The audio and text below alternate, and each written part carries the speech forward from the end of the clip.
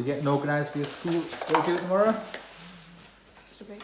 Pasta I'll bake. just wrap the broccoli Oh. in cling film and Okay. squish Getting the different ingredients together, are you? Mm-hmm. Okay. Oh. Well, do you want to weigh out your milk, Alice, and we can put it in this water? Yeah.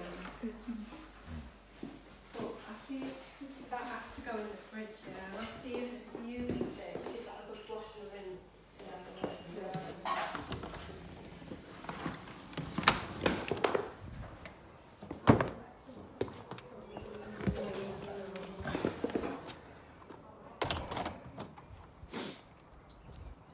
So what I did do is I potted a couple of, well, 3 little geraniums into here.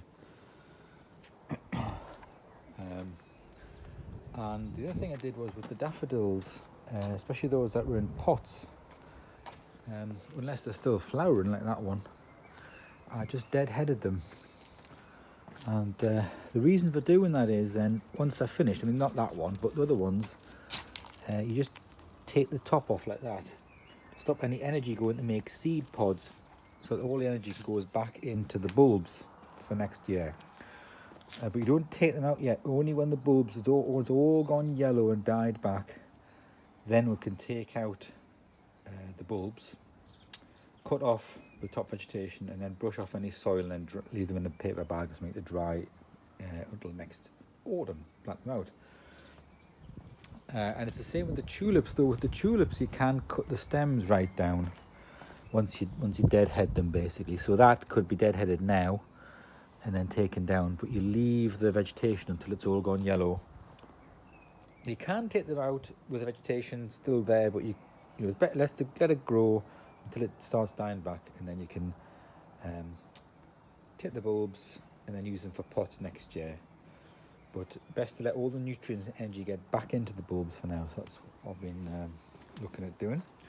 Today involved potting some more little seeds I've got, just using some of these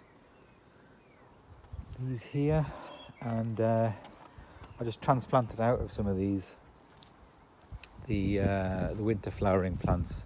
I just put them over here because it's kind of wet and shaded over there, so I'll just leave them over there just kind of over the summer. Create a bit more pot space for different plants. Can see coming up now from a couple of weeks ago I did plant some sweet pea, and you can see a couple just starting to come up there. I don't know how many put, maybe there's 3 in there. Look, there's one there. So we'll see how that gets on. I just moved these around because the sun was there like late evening, but it's gone now, but I just while they were there.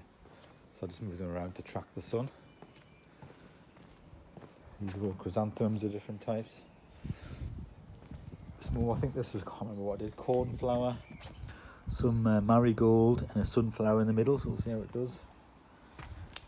These ones are some more examples of the little sweet peas just coming up. And then this one was a mixture, I think, of sweet pea, yeah. You can see it there, look. It's coming up.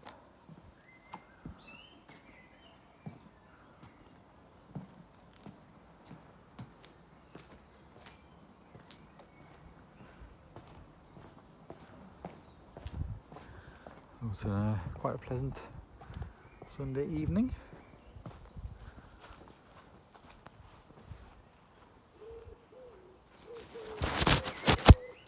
So I did on these daffodils, I also just deadheaded them, and it just allows all the focus to go back into the bulbs ready for next year. Tulips are still doing fine here. But yeah, we've got pots. I deadheaded the daffodils on the pots, and then we'll let that all continue to photosynthesize, and all the nutrients and everything go back into the bulbs. And then once it's fully, you're supposed to keep it wet and keep it fertilized and all that until it's fully died back. Then we can take the roots out and use the pots for something else. Take the bulbs out, use the pot for something else. Oh yeah.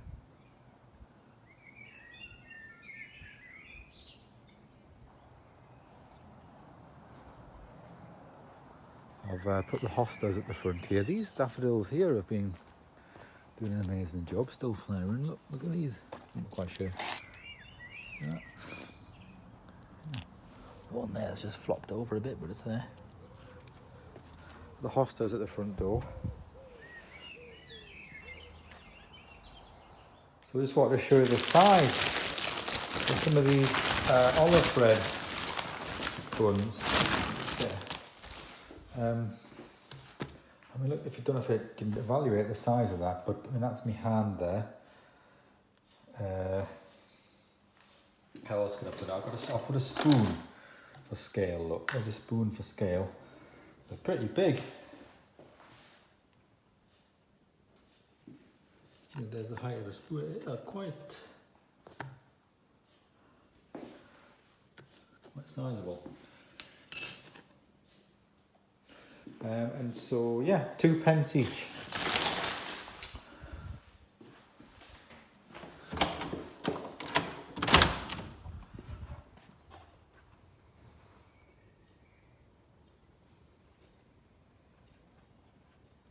So just to note that I have now put the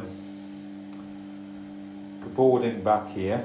It's just this piece and that piece there, and just seal. I haven't nailed it in. I just sealed it in with the sealant.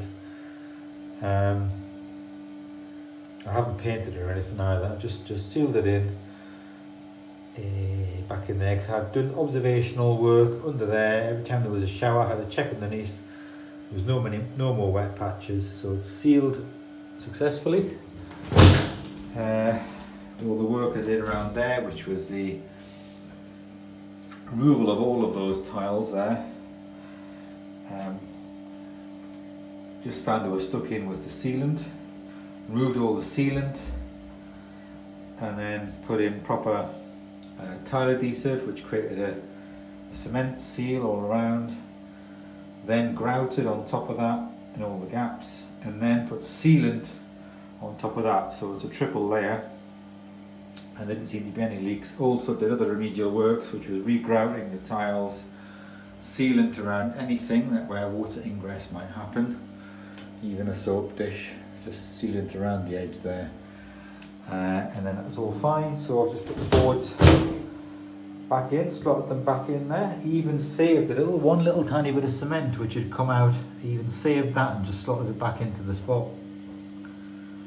So that was it.